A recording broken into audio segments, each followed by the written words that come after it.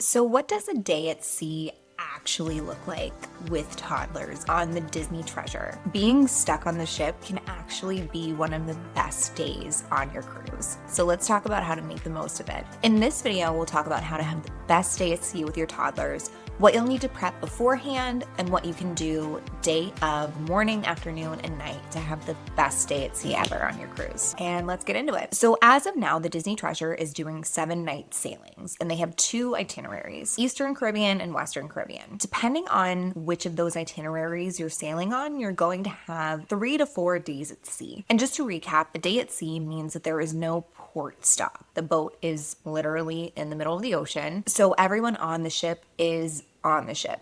So first, let's get into the prep work of what you should be thinking about before your cruise. There are a few types of reservations that are going to open up pre-cruise that you can get reserved and stacked up before your vacation even starts. If you're wanting to get some alone time as parents on the cruise, a great way to take advantage of that on the day at sea is by doing a brunch reservation at one of the 2 adult exclusive restaurants, which are going to be Enchanté and Palo on the Disney Treasure. Those reservations fill up quickly, so you want to mark your calendar and be prepared to make those reservations as soon as your availability opens. How quickly those reservations open is going to depend on a few factors, so I'll go ahead and list those over here so you can see exactly when you can open up and start booking those reservations. If you are on concierge level, your concierge can take care of those reservations for you. Just let them know. Brunch is a great way to experience these adult exclusive reservations without having to miss the rotational dining that's offered at dinner time. There are so many good shows between Coco and Marvel, and the meals at 1923 are delicious, so you don't want to miss out on any of those by going to Enchanté or Palo for dinner. But brunch gives you the opportunity to get some of that adult time to experience these restaurants without having to miss out on the rotational dining at dinner. The next thing that you want to think about booking ahead is a nursery reservation. Although these reservations don't fill up quite as quickly as the Palo and Enchanté reservations. If you are booking brunch, if you're able to snag that reservation, I would definitely recommend booking the corresponding nursery reservation now, just so you have it in place. On my Treasure experience, honestly, we've been able to book nursery appointments last minute if need be, but you don't want to snag that dining reservation and then not be able to take your kids to the nursery. And keep in mind that It's a Small World nursery is for kids who are 3 and under and or not toilet trained, which are the 2 requirements that you need to be able to go to the Oceaneer Club. While the Oceaneer Clubs and the Teens Clubs are included, the nursery is not included, so you're charged an hourly rate and you do need to make reservations ahead of time, whereas the Kids and Teens Clubs, they can just drop in and pop out. A third thing you'll want to think about booking ahead of time on your Disney Treasure cruise for day at sea, especially if you have kids who are princess fans, is the Royal Gathering. This opens up about 30 days ahead of your embarkation day. You will see it once excursion bookings open up, but Royal Gathering typically isn't available to schedule until about 30 days out. And you will want to set an alarm and get up right at midnight Eastern time to book them because they fill up super quickly. I have been on 5 Disney cruises so far, and I've only been able to snag a Royal Gathering reservation for 1 of my 5 cruises. It's that hard to get into. And why it's so hard to get into is because it is such an awesome experience and it's complimentary. It's a reserved time slot. You meet with 5 princesses, and it varies. When we went, it was Moana, Rapunzel, Belle, and Belle was in a Christmas outfit because it was a very maritime cruise, which was really cute. I'm gonna say Tiana and Cinderella. And I talked about this in my Disney Treasure one-on-one video, but something that's so annoying with character meet and greets is that the lines can be terribly long, so long that you might even miss out on actually meeting the character. So this Royal Gathering experience is free of charge. You just have to reserve a time slot, and your kids go right up and meet with these 5 princesses, get to talk with them, get pictures, you can take video. They'll have the professional photographers there, and it's just a much better streamlined experience. I truly wish they had this experience available for like a Fab 5 type of thing with like Mickey, Minnie, Goofy, but unfortunately it's just the princesses. So if you have kids who are into the princesses, that's definitely something to hit. I have 2 girls and they are kind of into the princesses. but they did enjoy getting to interact with them. So those are the 3 things that you'll want to have booked before you even get on the ship. But your prep work is not completely finished yet. Once you get on the ship, you'll be able to view all of the on-ship activities via the Disney Cruise Line app and on the TV in your stateroom if for any reason your app isn't working. Some of the activities you'll want to keep an eye out for on a day at sea are 1, open houses in the Oceaneers Club. If you have kids who are under 3, not toilet trained, but are really excited to see the Oceaneers Club, or if you have a kiddo who is over 3 but a little shy and not wanting to spend time away from parents in the Oceaneers Club, look for these open houses on the itinerary calendar. This is when the Oceaneers Club is open to adults and children, so you can go in with your child to the Oceaneers Club and play. It's open to all ages, so if you have kids under 3, they can come in. You can come in with your kids. They also have some character meet and greets in the Oceaneers Club, and I've found that those tend to be good meet and greets to hit because they're kind of hidden away. They're not in like the main lobby where people are just walking by and then just getting into line. My daughter and husband, we were actually just walking past the Oceaneers Club during an open house to pick up my younger daughter from the nursery. It just so happened that Chewbacca and Rey were there doing a meet and greet, and there was like no line. My husband and my 4-year-old stopped in and got a quick picture and got to meet Chewbacca and Rey. There's actually a really cute series on Headspace. If you have the Headspace app, which is called Find Your Force, if you were wondering like how does your 4-year-old know who Chewbacca is, she actually watched this cute little like animated series on mindfulness that had Chewbacca and BB-8 in it. So she does actually know who Chewbacca is. So that was pretty cool. So open house times are definitely something to keep an eye out for on day at sea. In line with that, another thing to keep an eye out for is those character meet and greets. But if you watched either of my previous videos on the Disney Treasure, my Treasure 101 video, or my review of our experience on the Disney Treasure, I'll link those in the comments. The character meet and greet lines can be insanely long. That is something I would recommend kind of mapping out your day around ahead of time. Keep an eye out for character meet and greets that aren't in the main lobby, like at the Oceaneer Club. Those tend to get less crowds. Morning and midday also tends to be a little less crowded. Your biggest crowds are going to be the ones right before and after dinner in the main lobby. And if there's any sort of meet and greet on the pool deck during the day, those are going to get pretty crowded too. I would say scan through the list ahead of time and think about your kids' 1 or 2 favorite characters that are really, really worth it and plan to try for those. I would not place a whole lot of time and energy on trying to do a bunch of meet and greets. So we're looking at the calendar once we get on the ship for open houses and for character meet and greets. The last prep work you might want to do before your actual day of sea is the night before. You may want to think about if you want to order room service or not. Continental breakfast is available in room service and it is included in the price of sailing. The only thing that's not included is tip.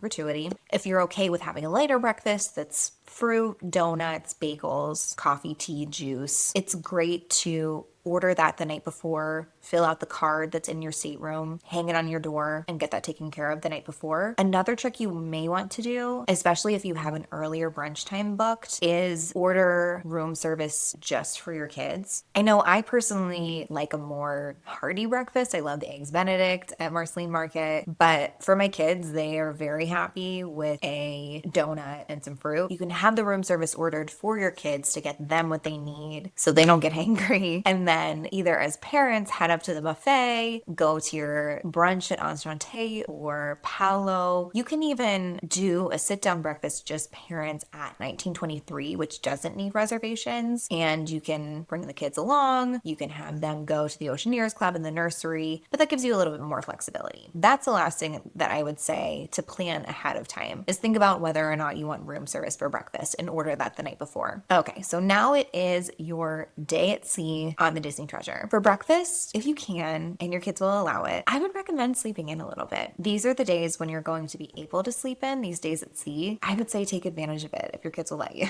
Take it slow for breakfast and getting ready in the morning, whether you do the room service or you go up to Marceline Market, the buffet, just enjoy the slow morning. And just to review, your options for breakfast are doing room service, going up to the Marceline Market bucket buffet, going to 1923, which will have sit-down dining, no reservation required, all ages, it's not adult exclusive, and then possibly Enchanté and Palo brunch, reservations required, adults only. Once we got breakfast, we head back down to the stateroom and get our suits on to head up to the pool. One thing I loved about the Treasure and was so pleasantly surprised by was that even on days at sea, the pools weren't super crowded. I feel like with the longer sailing, people are still pretty spread out. So the splash pads, the different pool areas, I don't know if it was just it's a bigger ship, so there's more room for everybody, or if it just is the longer sailing, but it was never crowded, which was very nice. My 2-year-old was obsessed with the Toy Story splash zone. We spent like multiple hours there every day. So your kids will be very happy hanging out by the pool on a day at sea. My 4-year-old loved hanging out at the pools in front of the funnel vision. Those are nice because parents can kind of hang out, watch the movie, and kids can hang out and splash around. Keep in mind, kids who are in swim diapers are not allowed to use the pools. They are confined to that Toy Story splash zone, which is for kids with swim diapers. So we did have to split up our pool time. I usually went with my 2-year-old and my husband went with my 4-year-old. There are also 2 water slides on the Disney Treasure. Your kids may or may not be into them. My 4-year-old was tall enough to ride Slidosaurus Rex and got up to the top of the line and then decided it was not for her. She was not quite tall enough for the Aqua Mouse yet, which is the bigger slide with the rafts. Those are a blast too. And that pretty much took us through our morning. I love it because it's getting the kids' energy out. For lunch, we loved hitting one of the quick service stations up on the pool deck. My personal favorite is Donald's Cantina. The soft tacos are as good as like any Chipotle. And I feel like when you're on a Caribbean cruise, you just crave that kind of food. One of the things I always get so sad about when I'm on the Magic in the Caribbean is they don't have like tacos or nachos or anything. You just kind of feel like you like crave that stuff. So definitely check out Donald's Cantina. What's also nice is if you are dining out on the pool deck is you can technically go into Marceline Market and grab a plate and bring it out onto the pool deck. We like doing this because if you're in your bathing suits, it's not super comfortable to be sitting inside in a wet bathing suit and getting the chairs all wet and everything. Your kids are most likely going to be going to a sit-down dinner, so you want to keep lunch light and casual. Grabbing a soft serve at Minnie's Delights for the kids is also just heaven, especially on day at sea. What I love about the soft serve is that they have not only vanilla and chocolate, but special flavors that they rotate through every day. And when you're on a 7-night sailing, you get to experience more flavors than you do on a shorter sailing. Some of my favorites were mint, which you can get twisted with chocolate. I love the strawberry and banana that you can get twisted together, so keep an eye out for those. After lunch, you're going to want to start thinking about nap time for those kiddos who are young enough that still need a nap. I definitely recommend, if you're heading to that rotational dining for dinner,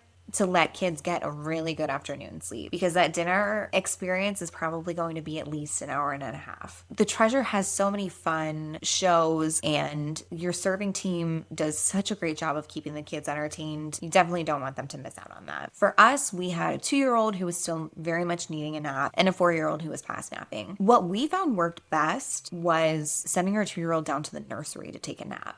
She was at the point where she was getting harder to get to fall asleep. In previous cruises, I had been able to get her to just fall asleep in my arms when we were up the pool deck, or at least in the stateroom by pulling the divider across and closing the curtains. But I just could not get the room dark enough that she could relax and fall asleep. So what I found worked best is getting a nursery reservation and taking her down there to take her nap, because they do have a dedicated nap area that's dark and they have a sound machine, soothing music, and they have cribs for safe sleep. You can bring your kids sleep sack down, any sort of stuffies that they feel comfortable with, sippy cups. That was the only way I got my 2-year-old to take a nap. Thankfully, they did have last minute reservations open that we were able to just snag those, because this was something that we realized like literally on ship. For our 4-year-old who was past napping, that was her time to check into the Oceaneer Club and do the activities there. For 3 and 4-year-olds, 2-year-olds, they are grouped together with a few counselors in specific areas, and they have planned programming for them. Whereas the 5 to 12-year-olds in the Oceaneers Club have free reign of the facilities, that they can go in and out the different rooms of the club as they see fit. And for us adults, once our kiddos were checked into the nursery and Oceaneers Club, we took the time to explore the ship. On your days at sea, the shops are going to be open. The shops are typically not open on port days. You have to be out at sea for the shops to be open. So a day at sea is a great time to souvenir shop. And also a great time to shop is when your kids aren't with you and going to be trying to grab things and,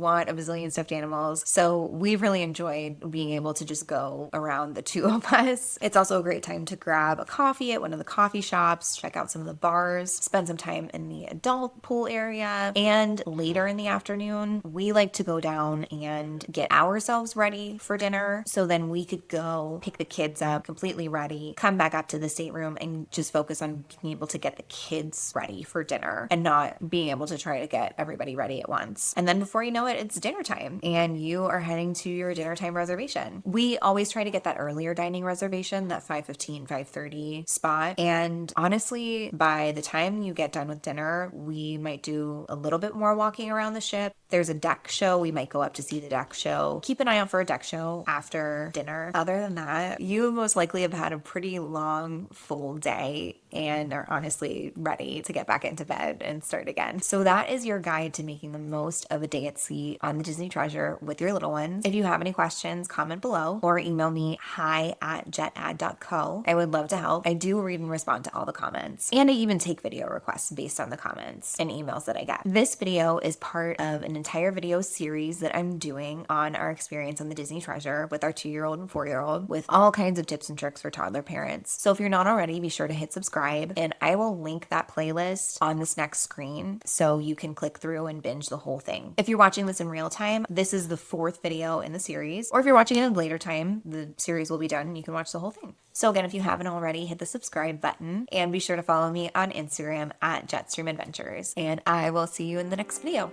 Bye.